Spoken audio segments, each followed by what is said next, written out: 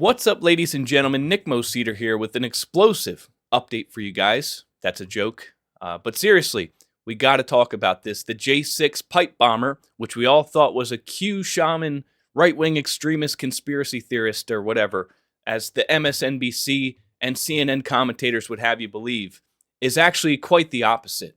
In fact, it appears there was three-letter agency involvement at the planting of the pipe bomb at the DNC prior to the protest at the Capitol on January 6th. And I know this comes as a big shocker to you guys, but it looks like we've all been lied to. Now, I gave this the 48-hour rule. I saw this emerging a couple days ago. I decided not to report on it just yet because I wasn't sure if this was legit or if this was just, some internet sleuths that thought they found something, but really there's nothing to it. But no, this is actually appearing to be pretty legit. And in fact, the FBI has kind of given validity to this, as we'll see in just a second. So there's a lot to talk about here and a lot to unpack. But before we get started, be sure to click like on this video, subscribe to this channel if you haven't already, and if you want to save a ton of money at MyPillow.com, then use promo code Nick at checkout. That's N-I-C-K. There's a big sale going on right now on the percale sheets, the 6-piece towel set. And I got both, ladies and gentlemen, and the next thing on my list is the mattress topper, because I've heard nothing but amazing things about this mattress topper. You guys have told me in the comments how amazing it is.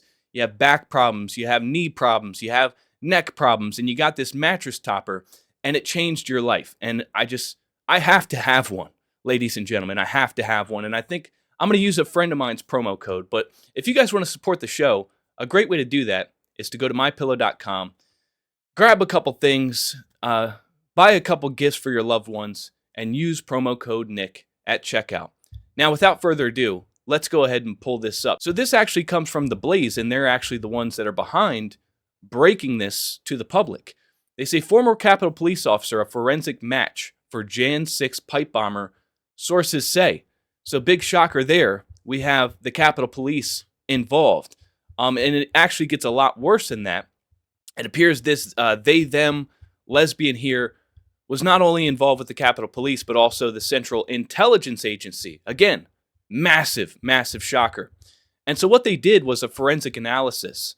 They did a study of this person's gait and compared footage and pictures and everything and put it through a program and cross-analyzed everything together and crunched everything, the hip extension, angle, the speed, step, length, cadence, and variance, and all this crazy stuff, and found a 94% match. And that was according to the program that they used.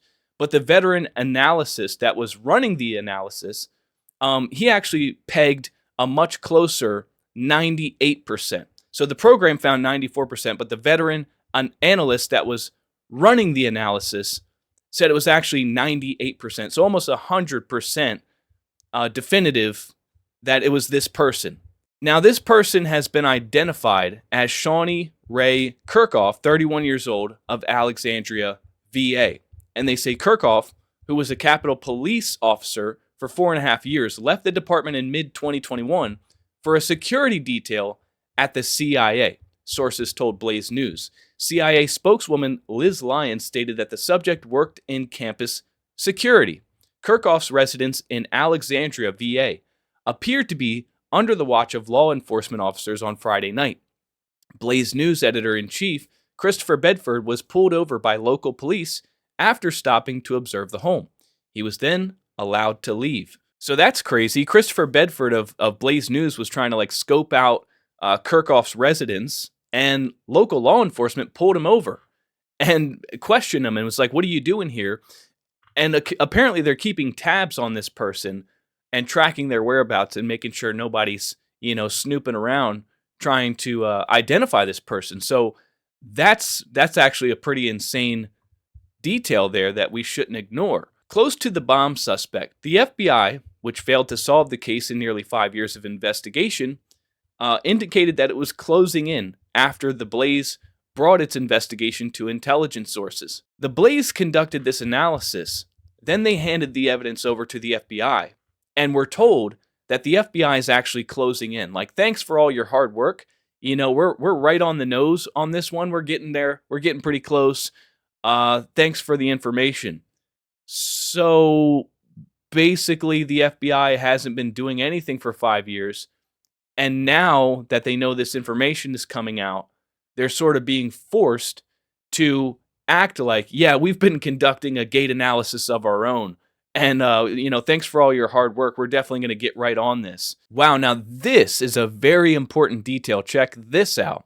So, FBI Special Agent Kyle Seraphin realized that following January 6th, he was actually doing surveillance right next door to the now suspected woman, and said that, quote, the FBI put us one door away from the pipe bomber within days of January 6th, and we were deliberately pulled away for no logical or logically investigative reason. So they were right over the target, right next door to the J6 pipe bomber, allegedly, and the FBI pulled them away and made them leave.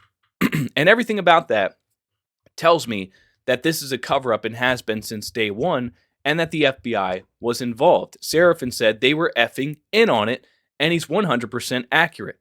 Obviously, if this is true, you have this person that was involved with the Capitol Police, the CIA, and they apparently planted a bomb outside the DNC, and then we have FBI informants all over January 6th. We have Ray Epps. We have all this FBI involvement. They infiltrated the Proud Boys. They infiltrated the Oath Keepers. They infiltrated all these groups. They were very much a part of creating the events on January 6th, and they were even more involved in covering it up afterwards. And instead of going after the people that actually instigated the events, they went after a bunch of innocent people and a bunch of 60, 70-year-old grandmas with cancer.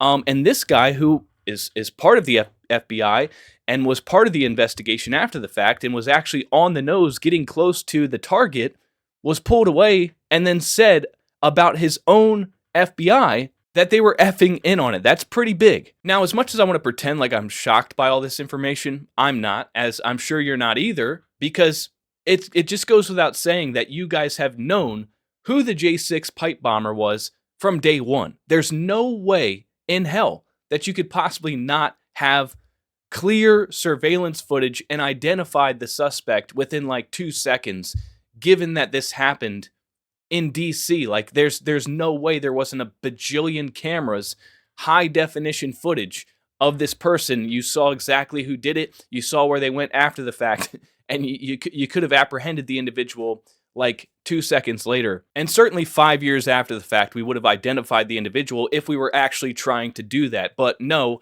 they memory hold it. They wiped it out of the public conversation. You're not going to hear CNN or MSNBC talking about what we're talking about right now, because there was three-letter agency involvement, and we all had a very strong hunch that that was the case. And now it's essentially confirmed. So it's just vindication. It's validation. Every conspiracy theory we've ever had has been proven to be correct. And we all know that J6 was about creating the justification for targeting Trump supporters, labeling us domestic terrorists, persecuting us, banishing us off the face of the earth. I mean, we got banned for questioning the 2020 election for the past 4 years, and we were just let back on the platform. They tried to say that questioning the election is the equivalent of trying to incite another insurrection. And that's why we got taken down. But, under the Trump administration, we're back, which is great. But I got to say, I'm a little concerned by the fact that Kash Patel, Dan Bongino, the FBI under Trump has yet to do anything about this either. I really don't know what's going on at the FBI. I don't want to jump to conclusions. But apparently, according to Alex Jones, they've had this information for like 6 months and have yet to act, which is concerning to me. So I want to make sure that this reaches the masses.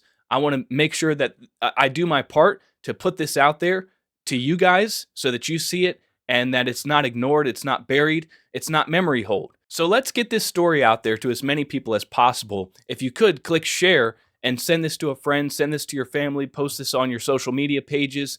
That way it gets to a wider audience.